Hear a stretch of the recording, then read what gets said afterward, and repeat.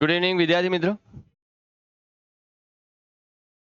તો વિદ્યાર્થી મિત્રો, આપણે ધોરણ 10 સામાજિક વિજ્ઞાન વિષય અંતર્ગત ચેપ્ટર નંબર 3 નો અભ્યાસ કરી રહ્યા હતા. અને અગાઉ લેક્ચરની અંદર આપણે જે હડપ્પીય સંસ્કૃતિના જે નગરો હતા તેના વિશે વાત કરી. એની જે નગર સભ્યતા છે તેના વિશે જોયું.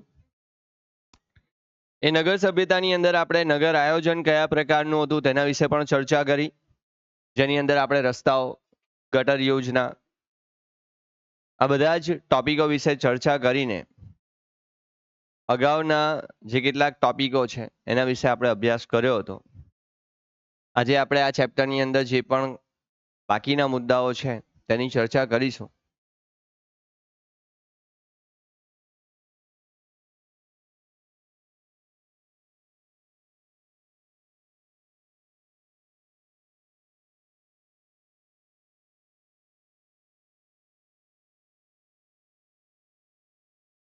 ઓકે, તો હવે આજે આપણે જે વાત કરવાની છે ટોપિક છે સ્તંભ લેખો.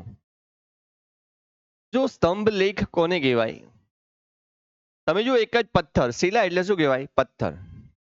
અને એ પથ્થર ઉપર જ્યારે કોઈ કોતરકામ કરીને એના ઉપર કોઈ લખાણ લખવામાં આવે તો આપણે એને શું કહીએ? શિલાલેખ. આ શિલાલેખ એક જ પથ્થરમાંથી કોતરીને બનાવવામાં આવેલો હોય છે. આવો એક શિલાલેખ આપણને આપણા ગુજરાતની અંદર જે જુનાગઢ છે એ જુનાગઢમાં ગિરનારની જે તળેટી છે ત્યાં અશોક સમ્રાટ દ્વારા નિર્મિત એક શિલાલેખ આપણને મળી આવ્યો, અને એ પાલી ભાષામાં નિર્મિત થયેલો હતો. કઈ ભાષામાં? પાલી ભાષામાં. સમ્રાટ અશોકના ધર્માજ્ઞાઓ એટલે કે ધર્મના સમયની જે આજ્ઞાઓ છે તેને કોતરવામાં આવેલી છે. આ શિલ્પકલાના ઉત્તમ નમૂનાઓ છે જે એક જ પથ્થરમાંથી કોતરીને એને ઘસીને એને ચળકાટ આપીને એટલે કે રચના કરવામાં આવતી. આવા સ્તંભો ખાસ કરીને આપણા ભારતની વાત કરીએ તો અંબાલા, મેરઠ, અલ્હાબાદ, બિહારમાં લોરિયા પાસે નંદનગઢ, સાંચી, કાશી, પટના અને બોધ ગયાના બોધિવૃક્ષ પાસે ઊભા કરવામાં આવેલા છે અને જે બ્રાહ્મી લિપિમાં કોતરવામાં આવેલા છે. આપણે ચેપ્ટર 1ની અંદર ભણેલા, તમને એનો ફોટોગ્રાફ પણ આપેલો હતો, યાદ હોય તો તમને. ચેપ્ટર 1ના યાદ આવે છે? પાલી ભાષામાં એ આખો જે ધર્માજ્ઞા છે એ કોતરવામાં આવેલી છે. સારનાથનો સ્તંભ ભારતની શિલ્પકલાનો સૌથી શ્રેષ્ઠ નમૂનો ગણાય છે. આ સ્તંભની ટોચ ઉપર તમે જ્યારે જોશો ત્યારે તમને જોવા મળશે કે ભાઈ એના પર 4 સિંહોની મુખાકૃતિ જોવા મળે છે. જે પીઠના ભાગે આ 4 સિંહો અડીને ઉભેલા જોવા મળે છે. ઊંધા કમળ ઉપર 4 સિંહોની વૃષભ કે સિંહનું શિલ્પ એટલે કે કયો સ્તંભ આવશે? અશોક સ્તંભ. કયો સ્તંભ આવશે? અશોક સ્તંભ. સારનાથ ભગવાન બુદ્ધના ઉપદેશોનું સ્થાન હોવાથી સિંહની નીચે ચારે બાજુ ધર્મચક્રો અંકિત કરાયા છે. આ જે છે ધર્મચક્ર, અને આપણે એને રાષ્ટ્રધ્વજમાં પણ સ્થાન આપ્યું છે. જો ધર્મચક્રની અંદર જે આરા છે કેટલા છે? 24 આરા છે. હવે આપણને એમ થાય કે સાલું આનું શું કેલ્ક્યુલેશન હશે? બટ આ જે ધર્મજ્ઞાઓ, આ જે અશોક સ્તંભ છે એની અંદર આ જે ધર્મચક્ર છે એની અંદર 24 આરા એ તમારા જીવનના અલગ અલગ 24 મૂલ્યો દર્શાવે છે. જેમ કે ભાઈ આપણા જીવનના કેટલાક મૂલ્યોમાં સત્ય છે, અહિંસા છે, ધર્મ છે.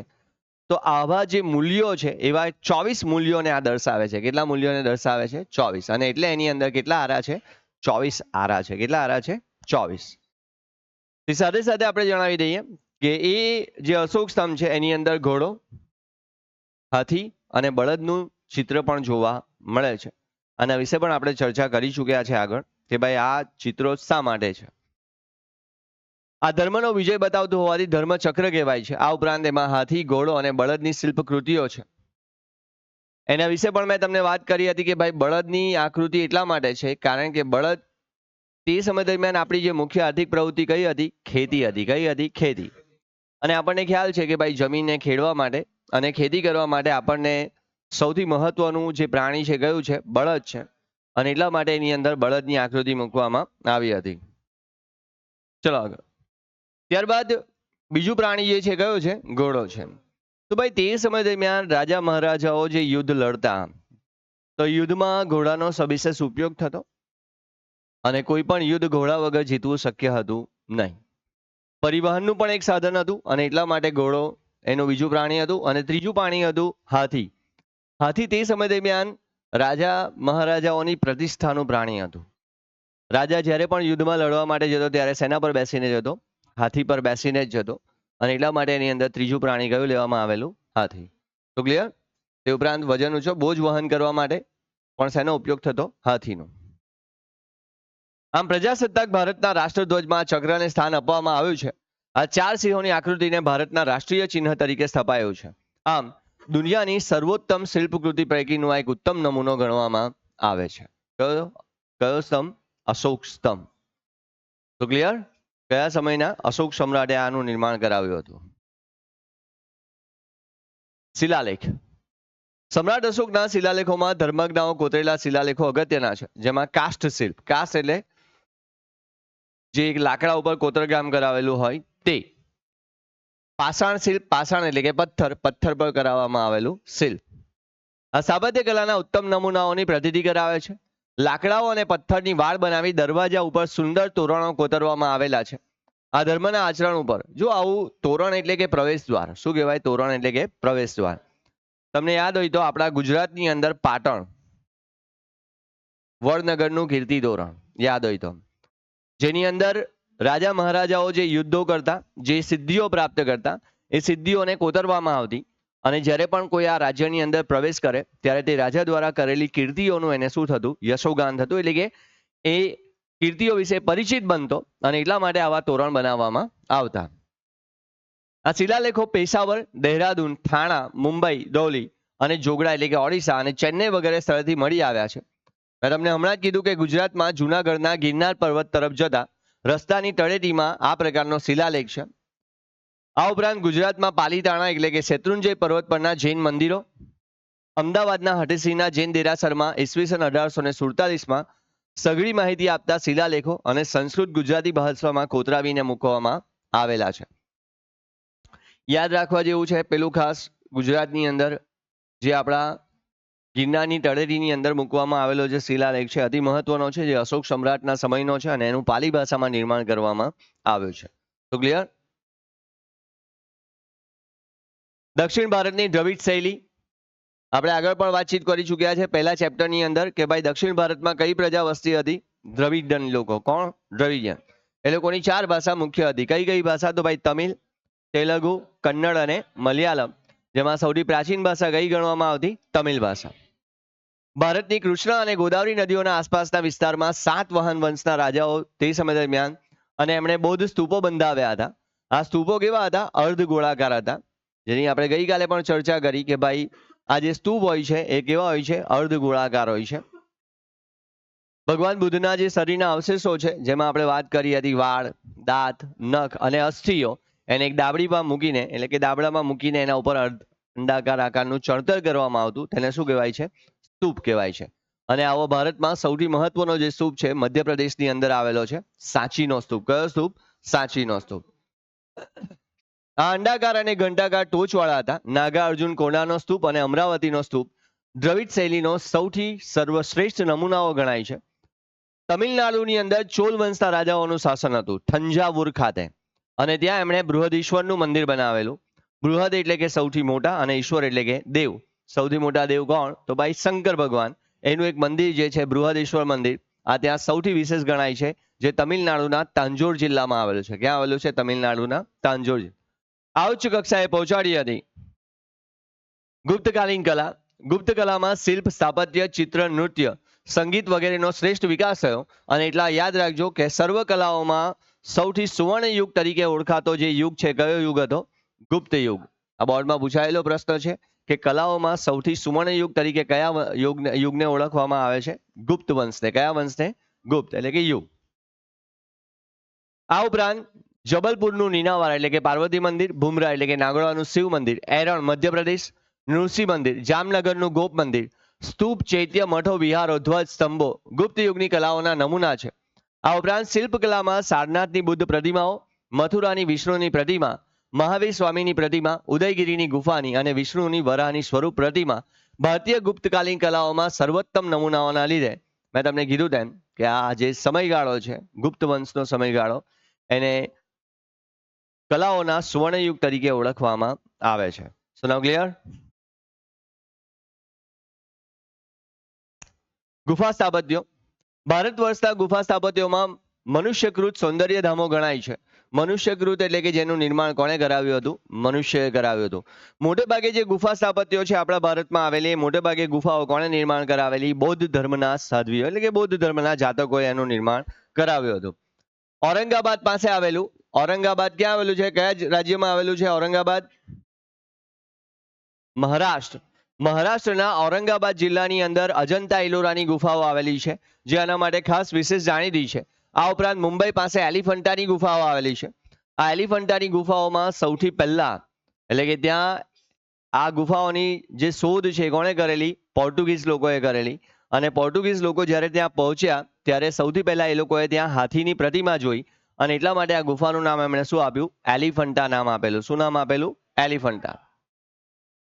ઓડિશામાં ભુવનેશ્વરની પશ્ચિમે ઉદયગીરી, ખંડગીરીની ગુફાઓ, મધ્યપ્રદેશની બાદની ગુફાઓ ગુપ્તકાલીન ગુફા સ્થાપત્યમાં પ્રસિદ્ધ નમૂનાઓ છે.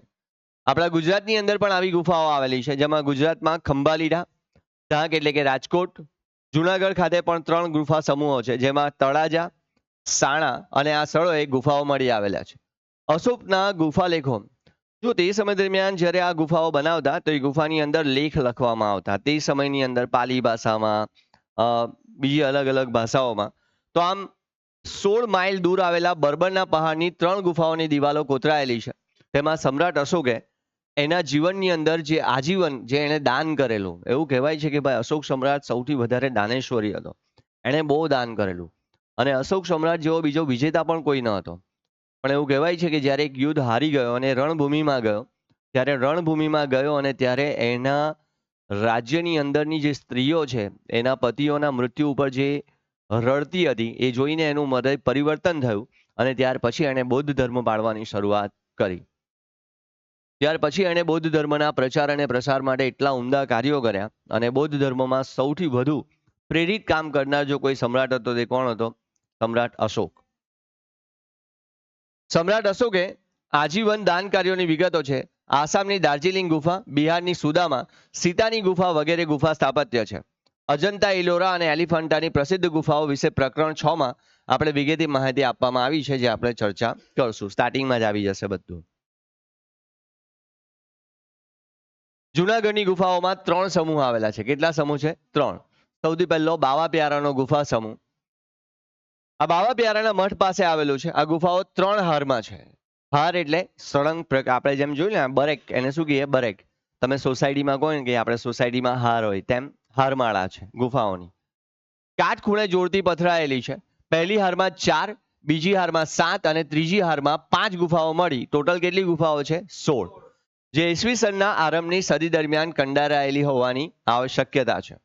ઉપરકોટની ગુફા.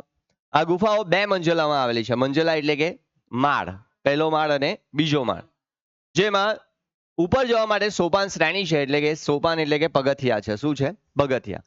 ઉપરકોટની ગુફાઓમાં ઈસવીસન 2જી સદીના ઉત્તરાર્ધથી 4થી સદીના પૂર્વાર્ધ સુધીમાં આ કંડારાયેલી હોવાનું માનવામાં આવે છે. ત્યાર પછી જે ત્રીજો સમૂહ ખાપરા કોડિયાની ગુફા. આ કુંડ ઉપરની ગુફાઓ, આ ગુફાઓ મંજલાવાળી હશે તેમ પ્રાપ્ત થયેલા અવશેષો પરથી જાણવા મળે છે. જોકે આ ગુફાઓને એટલું બધું નુકસાન થયું છે કે આ ગુફાઓ હવે એટલી સારી અવસ્થામાં જોવા મળતી નથી. ખાસ કરીને આ જે ગુફા છે એ ઈસવીસન 3જી સદીમાં કંડારાયેલી હોવાની માનવામાં આવે છે. આ બધું છે ને સૌરાષ્ટ્રમાં જ છે, યાદ રાખજો. હવે આમાં તો ભાઈ કોઈને રસ હોય તો જોવા જાય, બાકી કોઈને રસ ન હોય તો કોઈ જોવા જતું પણ નથી. પણ જો કોઈને ઇતિહાસમાં રસ હોય જાણવાનો તો એને જવાનું ગમે. ખંભાલીડા ગુફા. રાજકોટથી 70 કિલોમીટર દૂર ગોંડલ પાસે આવેલા ખંભાલીડામાંથી આ ગુફાઓ છે. ઈસવીસન 1959માં શોધાઈ. તેમાં 3 ગુફાઓ નોંધપાત્ર છે. આ વચ્ચેની ગુફામાં સ્તૂપયુક્ત ચૈત્ય ગૃહ, પ્રવેશ માર્ગોની ઉભય બાજુએ વૃક્ષને આવીને ઉભેલા બોધિસત્વ અને કેટલાક ઉપાસકોની મોટી આકૃતિઓ અને 3જી સદીની જોવા મળે છે. તળાજા. જો તળાજા છે ને બહુ પ્રખ્યાત સ્થળ ગણાય છે, યાદ રાખજો, ઇતિહાસને જાણકાર લોકો માટે.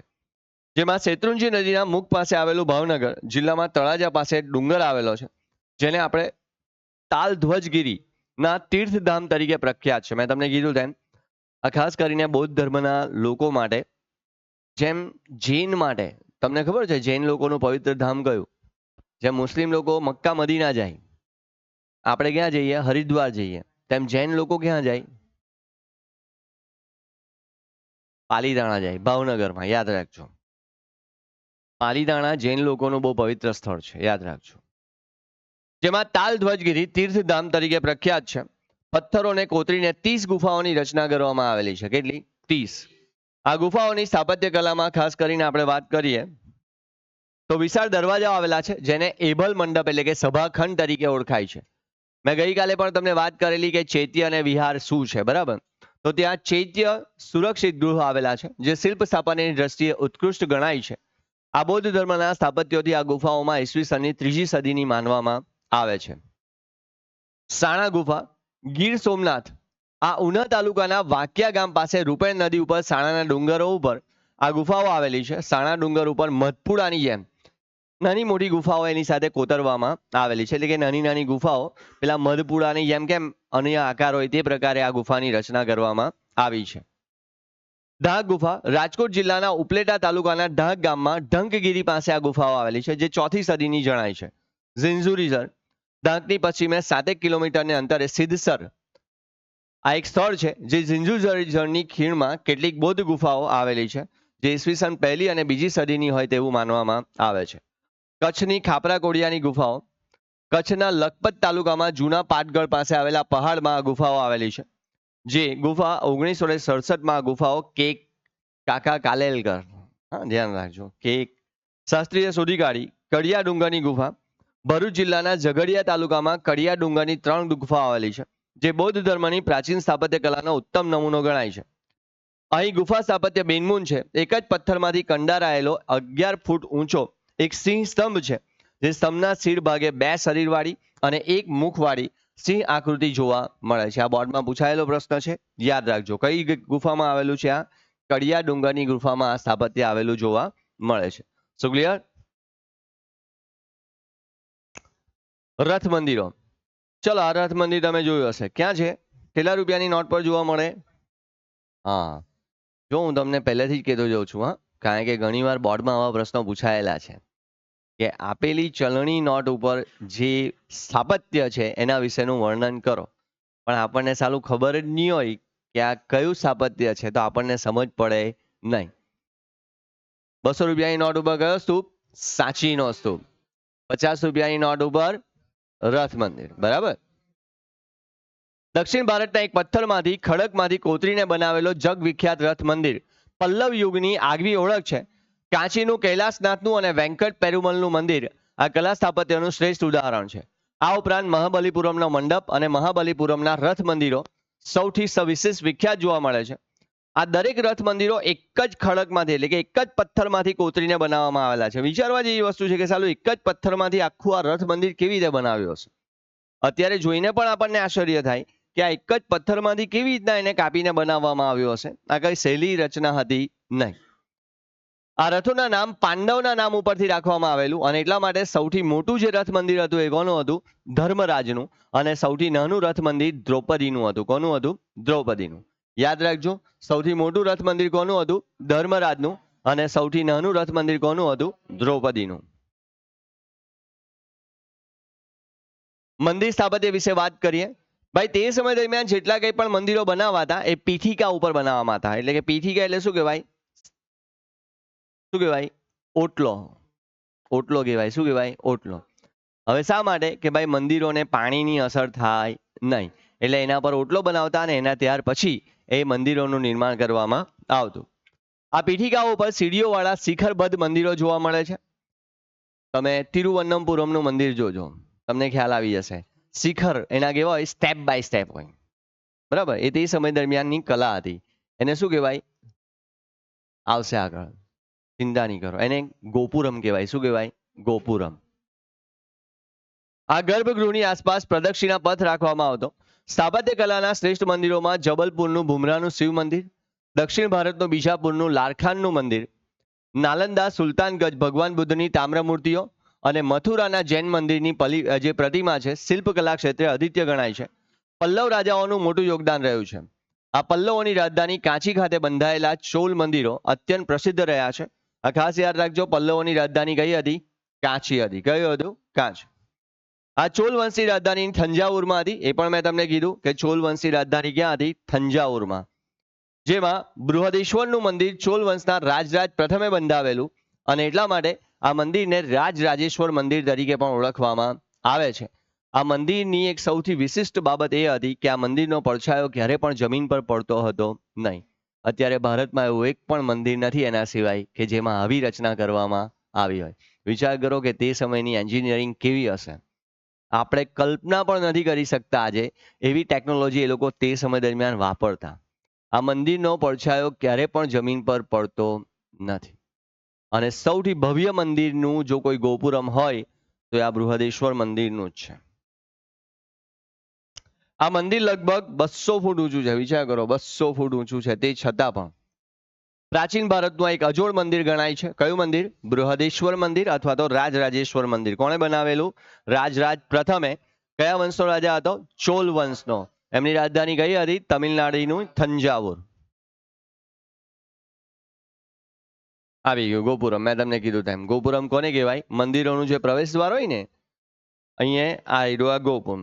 મંદિરની પ્રવેશ દ્વાર અહીંયાથી શરૂઆત થાય અને મંદિર સુધી જવાનું હોય તો આ જે પ્રવેશ દ્વાર છે એ આવું કલાત્મક બનાવવામાં આવતું. તમે સાઉથના મંદિરો જોજો એટલે તમને ખ્યાલ આવી જશે. તો એને શું કહેવાતું? ગોપુરમ કહેવાતું. શું કહેવાતું? ગોપુરમ. ગોપુરમ એટલે કે મંદિરનું પ્રવેશ દ્વાર. દક્ષિણ ભારતના પાંડ્ય શાસકોએ મંદિરનું નિર્માણ વેગવંતુ બનાવ્યું. તેમણે મંદિરની બહાર ઊભી દિવાલો અને ઊંચા સુંદર સુશોભિત દરવાજાઓની રચના કરી છે. જેમાં ખાસ કરીને આ મંદિરના દરવાજાઓને ગોપુરમના નામે ઓળખવામાં આવે છે. કયા નામે ઓળખાય છે? ગોપુરમ.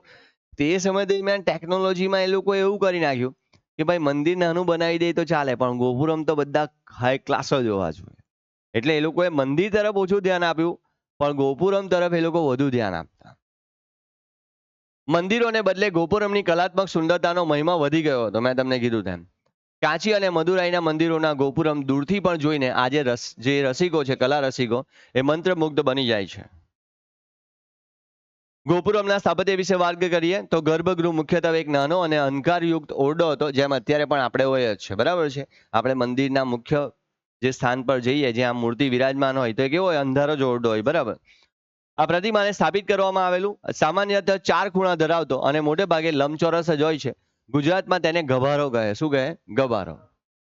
ગોપુરમ એટલે કે દક્ષિણ ભારતના મંદિરોનું પ્રવેશ દ્વાર.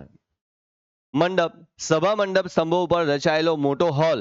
તમે જોશો એટલે તમને ખ્યાલ આવશે. આ જે ભાગ છે એ લોકો છે ને આ પ્રકારે મંદિરની આગળના ભાગે એ લોકો બહુ મોટો ઓટલો બનાવતા. તમે જોજો સાઉથના મંદિરોમાં તમને ઘણીવાર બતાવવામાં આવે તો એ ઓટલો એને શું કહેવાય? મંડપ કહેવાય. શું કહેવાય? મંડપ. શિખર, ગર્ભગૃહના સૌથી ઊંચાણવાળા ભાગ ઉપર જે શિખર છે કોને કહેવાય? તો તમને અહીંયા ખ્યાલ આવશે. આ જે ભાગ છે બરાબર, આ ભાગને આપણે શું કહીએ? શિખર કહીએ. શું કહીએ? શિખર. જે ગર્ભગૃહ ઉપર હોય, જ્યાં અહીંયા મૂર્તિ શું હોય? વિરાજમાન હોય. જો અહીંયા શિવલિંગ છે, જોયું? શિવલિંગની ઉપરનો જે ભાગ છે એને શિખર કહેવાય. ત્યારબાદ ગર્ભગૃહ પણ કહેવાય અને એની આગળનો જે ભાગ છે એને શું કહેવાય? મંડપ. અને એના બાદ એટલે કે એનો જે મુખ્ય પ્રવેશ દ્વાર છે જે કલાત્મક બનાવવામાં આવતો એને શું કહેવાય? ગોપુરમ કહેવાય. શું કહેવાય? ગોપુરમ. શું ક્લિયર? કોણાર્કનું સૂર્ય મંદિર. ઓડિશામાં કોણાર્કનું સૂર્ય મંદિર આવેલું છે. બોર્ડમાં પૂછાઈ ગયેલો પ્રશ્ન છે. કયા રાજ્યમાં આવેલું છે કોણાર્કનું સૂર્ય મંદિર? ઓડિશા. હવે આ જે મંદિરનો આ જે ભાગ છે તમને દેખાશે તો ખ્યાલ આવશે. કયા રૂપિયાની? 10 રૂપિયાની ચલણી નોટ ઉપર કોણાર્કના સૂર્ય મંદિરના આ રથ મંદિરોના પૈડા આપણને જોવા મળે છે. યાદ રાખજો. હા, ચાલો ધ્યાન આપો. તો ભાઈ આ રથ મંદિરનું એક સ્વરૂપ છે. તાંજોરમાં બૃહદેશ્વર મંદિરને 13 માળનું ગોપુરમ છે. મેં તમને પહેલા જ કીધેલું કે ગોપુરમમાં સૌથી સર્વશ્રેષ્ઠ ગોપુરમ જો હોય તો કયા મંદિરનું છે? ગોપુરમ મંદિરનું છે. એ ખાસ કરીને બૃહદેશ્વર. આ સમયની ધાતુ અને પથ્થરની મૂર્તિઓની આગવી વિશેષતા રહી છે. નટરાજની કાંસ્ય પ્રતિમા તત્કાલીન મૂર્તિકલાનું ઉત્તમ ઉદાહરણ છે. આ ચોલ મંદિરો કલા સ્થાપત્યને ક્ષેત્રે આગવી પ્રતિભા અને ભવ્યતા ધરાવે છે. મદુરાઈમાં ભારતભરનું ભવ્ય મીનાક્ષી મંદિર આવેલું છે. તે વિશાળ જગ્યાએ પથરાયેલ છે. આ મંદિરના મુખ્ય 4 ગોપુરમ છે. જો ચારે બાજુ એના ગોપુરમ બનાવવામાં આવેલા. તમે વિચાર કરો કે હવે આવી જગ્યાએ આપણે જઈએ ને તો આપણે થોડુંક માઇન્ડ આપણું ફ્રેશ થઈ જાય. બરાબર છે. કારણ કે આવી રચનાઓ કદાચ આપણે ક્યાંય જોવાના પણ નથી અને વિશ્વમાં આવા બીજા મંદિરો પણ ક્યાંય બન્યા પણ નથી. આ ધરાવતું શ્રેષ્ઠ મંદિર છે. ખજુરાહો મધ્યયુગના સમયમાં બુંદેલખંડના ચંદેલ રાજપૂતોની રાજધાનીનું નગર હતું. આ મંદિરો આજે ભારતમાં જ નહીં પરંતુ વિશ્વના અનેક લોકો આ મંદિરોની મુલાકાત માટે આજે પણ આવે છે. આ મધ્યપ્રદેશની અંદર જે ખજુરાહોના મંદિરો છે એ ખાસ કરીને વાત્સ્યાયન પ્રવૃત્તિને લગતા ખૂબ મહત્વના મંદિરો ગણવામાં આવે છે અને કલા રસિકો આજે પણ એને જોઈને મંત્રમુગ્ધ બની જાય છે. આ ચંદેલ રાજાઓએ ખજુરાહોના મુખ્ય એટલે કે સુંદર મંદિરોનું નિર્માણ કરાવ્યું હતું. શિખરબદ્ધ તેમજ ભવ્યથી ભવ્ય એવા મંદિરોની શૈલી આ બીજા મંદિરો કરતા તદ્દન જુદી છે. જૈન મંદિરો ભારતમાં વિવિધ સ્થળોએ જૈન મંદિરો આવેલા છે. આ રાજગૃહમાં વૈભાર, વિપુલાચલ, રત્નાગીરી, ઉદયગીરી અને શ્રવણગીરી નામના 5 જૈન મંદિરો છે. આ સમેત શિખરજી એટલે કે બિહાર સિદ્ધ ક્ષેત્ર જે જૈન તીર્થધામ આવેલું છે તેને મધુવન કહે છે. મધુવન ક્યાં આવેલું છે? બિહારમાં. યાદ રાખજો, પૂછાયેલો પ્રશ્ન છે. મધુવન ક્યાં આવેલું છે? કયા રાજ્યમાં? બિહાર. અહીં આદિનાથ ભગવાન બીજા 20 જૈન તીર્થકરો નિર્વાણ પામ્યા હતા. અહીં અભિનંદનનાથજી અને પાર્શ્વનાથજીના મંદિરો પણ છે. અહીં ભગવાન મહાવીર પધારેલા. અહીં કેટલાક મુનિઓ પણ મોક્ષ પામેલા છે. ગુજરાતમાં જૈન દેરાસર પાલીતાણા, મેં તમને કીધું તેમ. પંચાસર મંદિર શંખેશ્વરમાં છે. રાજસ્થાનના માઉન્ટ આબુમાં દેલવાડાના જૈન મંદિરો. જો જીવનમાં ખરેખર એકવાર જો જોવું હોય ને કે પથ્થર ઉપરની કલા કોને કહેવાય તો આ દેલવાડાના જૈન મંદિરો જોવા જજો. મેં મારી નજર જોયું છે. ચાલો એ જોઈને આપણને એમ થાય કે આ લોકો બનાવ્યું કેમ કહે આ વસ્તુ એમ. તમે વિચાર કરો કે આપણે જો આ રીતે કામ કરવું હોય હથોડીને છીણી દ્વારા કેટલાક ટાઈમ કરી શકીએ આપણે. વસ્તુપાળ અને તેજપાળ નામના વીર ધવલના 2 મંત્રીઓ હતા અને એમણે આ મંદિરનું નિર્માણ કાર્ય કરાવેલું. આ બેહૂબ મંદિરો છે, ખરેખર એકવાર જોવા જવાય એવા છે. આ રાણકપુરના જૈન દેરાસરોના બાંધકામ, કોતરકામ, કલા કારીગીરી અને શિલ્પકલા વગેરેની દ્રષ્ટિએ બેનમૂન અને ઉચ્ચ છે. ખાસ કરીને આબુ ઉપરના દેલવાડાના દેરા જે ગુજરાતના મંત્રી મેં તમને કીધું તેમ વિમલ સાહેબ બંધાવેલા વિમલ વસઈ અને બીજા મંત્રી મેં તમને કીધું તેમ વસ્તુપાળ અને તેજપાળ. નામ શું હતું? વસ્તુપાળ અને તેજપાળ. જે લુણવસિંહ નામના દેવાલયો તેમની અજોડ કારીગીરી અને આરસ પહાણમાં બારીક મનોહર શિલ્પકામ માટે માત્ર ભારતમાં જ નહીં પરંતુ વિશ્વભરમાં પ્રસિદ્ધ બન્યા છે. મેં તમને કીધું તેમ. તમે વિચાર કરો કે એક એના કલામંડળની ઉપર એટલે કે જેનો ગુંબજ હોય એ આખો પથ્થરમાંથી કોતરેલો અને એની અંદર ઉપર નાગ કન્યાઓ નાચતી હોય ને એવું પ્રતિબિંબ બનાવવામાં આવેલું છે. એકદમ ક્લિયર એમ બારીકાઈ જો તમે જોવો ને અને એવું માનવામાં એવું કહેવામાં આવ્યું ઇતિહાસમાં ત્યાં જે ભૂમિયા કહે ને ભૂમિયા એટલે ખબર? ભૂમિયા કોને કહે? જ્યારે તમે આવી કોઈ જગ્યાએ જાઓ ને તો ત્યારે તમને સમજાવવા વાળા હોય કે ભાઈ આવા બનાવેલું, આણે બનાવેલું, આવી રીતના બને તો એને ભૂમિયા કહેવાય. શું કહેવાય? ભૂમિયા.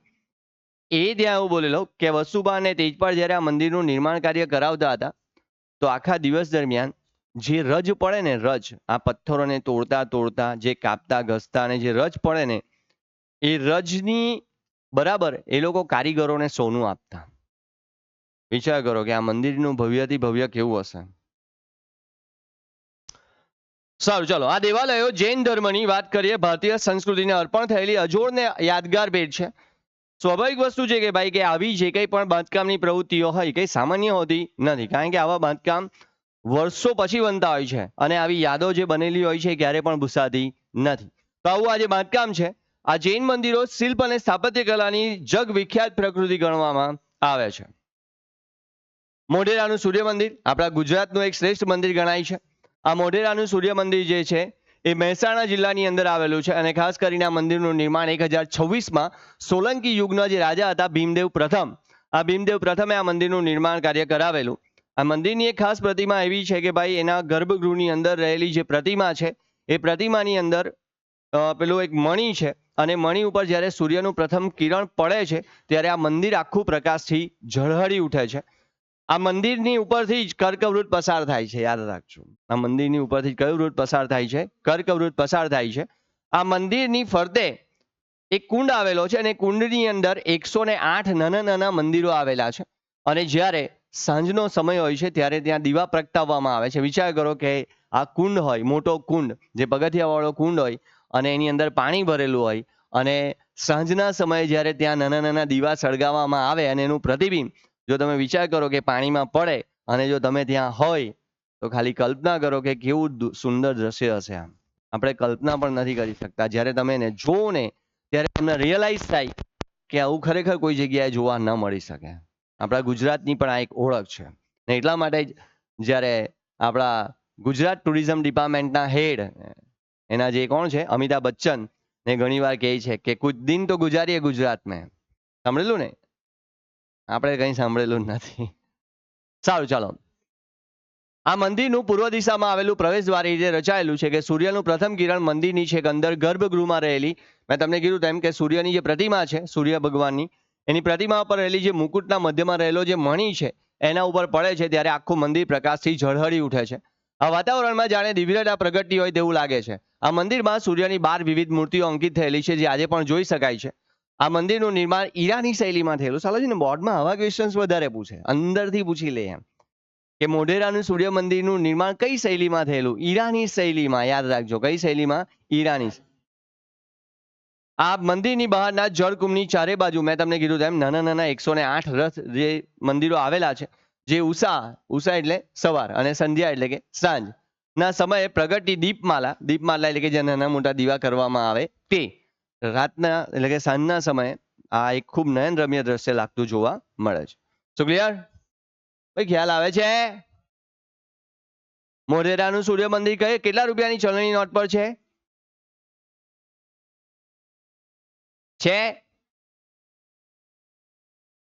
કેટલા રૂપિયાની ચલણી નોટ પર છે? 10. જો આપણા ભારત દેશમાં આવો એક મોટી તકલીફ છે, કોઈએ કીધું એટલે આપણે તરત સાચું જ માની લઈએ. મોઢેરાનું સૂર્ય મંદિર કશે પણ નથી કોઈ ચલણી નોટ પર. પાછો કહી દઉં છું, ધ્યાન રાખજો. 10 રૂપિયાની નોટ ઉપર કોણાર્કનું સૂર્ય મંદિર, 20 રૂપિયાની નોટ પર અજંતા ઇલોરાની ગુફા, 50 રૂપિયાની નોટ ઉપર રથ મંદિર, ત્યાર પછી 100 રૂપિયાની નોટ ઉપર રાણીની વાવ અને 500 રૂપિયાની નોટ ઉપર લાલ કિલ્લો અને 200 રૂપિયાની નોટ ઉપર સાંચીનો સ્તૂપ. સો ક્લિયર? ધ્યાન રાખજો. અજંતા ઇલોરાની ગુફા. ઓકે. મધ્યકાલીન સ્થાપત્ય. હવે જો એક વસ્તુ યાદ રાખજો, મધ્યકાલીન આવે ને એટલે મગજમાં એક ઘંટડી વાગી જવી જોઈએ કે મધ્યકાલીન આવ્યું ને એટલે હવે બધા કયા શાસકો આવશે? મુસ્લિમ શાસકો જ આવશે. કારણ કે મધ્યકાલીન યુગની શરૂઆત જ આપણા ત્યાં કોને કરાવેલી? કુતુબુદ્દીન ઐબકે. કોણે કરાવેલી? કુતુબુદ્દીન ઐબક. યાદ છે ને? ગુલામ વંશનો સ્થાપક, ઈસવીસન 1206. રઝિયા એની પુત્રીનું નામ હતું. રઝિયા ગુંડો મેં ફસ ગઈ નહીં. પાછું સર એ જ રઝિયા કે બીજી? એ બીજી હતી. હા, સારું ચાલો. મધ્યયુગમાં મસ્જિદો બનાવી, મિનારા, શાહી મહેલો, પુલો, તળાવો, સરાય અને ધર્મશાળાના સ્થાપત્યો આવેલા છે. કુતુબુદ્દીન ઐબકે મેં તમને કીધું તેમ આની સ્થાપના કરાવેલી ગુલામ વંશની, અને એટલા માટે પહેલો શાસક પણ જોવા જઈએ તો એ કોણ હતો? એ જ હતો. આમ એણે કુવતુલ ઇસ્લામ નામની મસ્જિદ બનાવી, તેમજ કુતુબુદ્દીન ઐબકે બંધાવેલા ઢાઈ દિનકા ઝોપડા. આ એક મસ્જિદ છે, ઝૂંપડી નથી. ઢાઈ દિનકા ઝોપડા એટલા માટે કહેવાય છે કારણ કે આ મસ્જિદનું નિર્માણ 2.5 દિવસમાં જ પૂરું થઈ ગયેલું, અને એટલા માટે આ મસ્જિદનું નામ શું આપવામાં આવેલું? ઢાઈ દિનકા ઝોપડા. તો ના ક્લિયર? ઢાઈ દિનકા ઝોપડા. ઢાઈ અક્ષર પ્રેમ કે નહીં? હા, આપણને એવું બધું યાદ રહી જાય પણ આવું નહીં રહી. બરાબર? કુતુબુદ્દીન ઐબકે શું બનાવેલું? કુવતુલ ઇસ્લામ, અને બીજું કયું હતું? ઢાઈ દિનકા ઝોપડા, જે અજમેરમાં છે. કઈ જગ્યાએ છે? અજમેરમાં, બંગાળ. બંગાળ પ્રાંતમાં પંડુઆ નામના સ્થળ ઉપર અદીના મસ્જિદ આવેલી છે, જેમાં જલાલુદ્દીન મોહમ્મદ શાહનો મકબરો અને તાતીપાડાની મસ્જિદનું નિર્માણ થયેલું છે. આ મોટે ભાગે આ જે બધી મસ્જિદો હતી અને આ જે બધા જે બાંધકામો હતા એ બધા મોટે ભાગે ઈરાની શૈલીમાં જ થયેલા. આપણું તાજમહેલ પણ જે છે એ પણ કઈ શૈલીમાં છે? ઈરાની શૈલીમાં છે. હવે તમને એમ થાય કે સર આવું કેવી રીતના જાણી શકીએ? તો એક કોમન સાઇન આપી દો એ લોકોની. એ લોકો મોટે ભાગે ઈરાની શૈલીમાં જે વસ્તુનું નિર્માણ કરતા ને એ લોકો ગુંબજ બહુ બનાવતા. શું બનાવતા? ગુંબજ. અને એટલા માટે આપણને થોડો, બધામાં પાછું એવું નહીં વિચારતા કે સર આમાં ગુંબજ હતો એટલે મેં તો ઈરાની ઠોકી આવ્યા. બધામાં ઈરાની ના આવે પાછું. પણ આ લોકોની એક સાઇન હતી કે ભાઈ એ લોકો જે બનાવતા મોટે ભાગે એમાં ગુંબજ વધારે વાપરતા, ને એટલા માટે આ બધું ઈરાની શૈલીમાં જ થયેલું. કઈ શૈલીમાં? ઈરાની. જલાલુદ્દીન મોહમ્મદ શાહનો મકબરો, તાતીપાડાની મસ્જિદનું નિર્માણ થયેલું છે. સ્થાપત્ય ક્ષેત્રે આ પ્રાંતે પોતાની અલગ વિશિષ્ટતા વિકસાવી હતી. જોનપુરમાં તુર્કી સુલતાનોએ અટાલા મસ્જિદ બનાવી હતી. તેમાં ગુંબજની આસપાસ કલાત્મક જાળી છે. એમાં દિવાલો અને છત ઉપર કમળ સહિત વિવિધ ભારતીય આકૃતિઓનું નિર્માણ કરવામાં આવ્યું છે. માળવા સુલતાનોના રક્ષણમાં માંડુઆ નામની ઇમારતની વિશિષ્ટ શૈલી જોવા મળે છે. ત્યાં અનેક મકબરા. હવે ને મકબરા કોને કહેવાય ખબર છે ભાઈ? તે સમય દરમિયાન રાજા મહારાજાઓને એમને ચોક્કસ જગ્યા ઉપર દફનાવવામાં આવતા અને એના ઉપર ચણતર કરવામાં આવતું, એને શું કહેતા? મકબરા. એકચ્યુઅલી તાજમહેલ છે એ પણ એક મકબરો છે, યાદ રાખજો. તાજમહેલ પણ કોઈ ઇમારત નથી. તાજમહેલના ગર્ભગૃહ એટલે કે જ્યાં એનું મુખ્ય સ્થાન છે એની નીચે આજે પણ મુમતાઝ અને બીજું કોણ? શાહજહાં, એ બંનેની દફન વિધિ આજે ત્યાં નીચે જ કરવામાં આવી છે અને આજે પણ હાલમાં ત્યાં છે જ એમનો મકબરો ત્યાં જ છે. અને એટલા માટે પાછો કહું છું કે એ કોઈ ઇમારત નથી, એ કોઈ ફરવા માટેનું સ્થળ નથી, એ શું છે? મકબરો જ છે. તો નાવ ક્લિયર? હું તાજમહેલ જ્યારે આપણે ચલાવશું ત્યારે એના વિશેની એક સ્ટોરી કહીશ, ત્યારે તમને ખબર આવશે કે આ તાજમહેલને એનું જે મુખ્ય દ્વાર છે ને, એનું જે પ્રવેશ દ્વાર, તેના ઉપર એવું લખવામાં આવ્યું છે, બોર્ડમાં પૂછાઈ ગયેલો આ પ્રશ્ન, આજે તમને યાદ રહી જશે. એના પ્રવેશ દ્વાર ઉપર એવું લખવામાં આવ્યું છે કે સ્વર્ગના બગીચામાં પવિત્ર દિલોનું સ્વાગત છે. સ્વર્ગના બગીચામાં પવિત્ર દિલોનું સ્વાગત છે. તમારા માટે ક્વેશ્ચન છે કે આ પંક્તિ શા માટે લખાયેલી, એવું તમારે જાણીને આવવાનું છે આવતીકાલે. સો નાઉ ક્લિયર? તો મિત્રો, આજે આપણે ત્રીજા ચેપ્ટરની અંદર ઘણા બધા એવા ગુફાઓ સ્થાપત્ય વિશે વાત કરી, મંદિરો વિશે વાત કરી, રથ મંદિરો વિશે વાત કરી, બૃહદેશ્વરનું જે ગોપુરમ છે, ગોપુરમનો મહત્વ શું છે, એનો અર્થ શું છે, એના વિશિષ્ટ ભાગો વિશે વાત કરી. તો આઈ હોપ કે આજે આપણે ટોપિકની અંદર જેટલી કંઈ પણ ચર્ચા કરી છે, આપ દરેક વિદ્યાર્થીઓ મિત્રોને એમાં સારી રીતે સમજ પડી ચૂકી હશે. સો આજનો લેક્ચર આપણે અહીંયા પૂર્ણ કરીએ છીએ. આ ચેપ્ટરના અગાઉના જેટલા કંઈ પણ ટોપિકો છે એની ફરીથી આપણે આવતીકાલે ચર્ચા કરીશું. Thank you.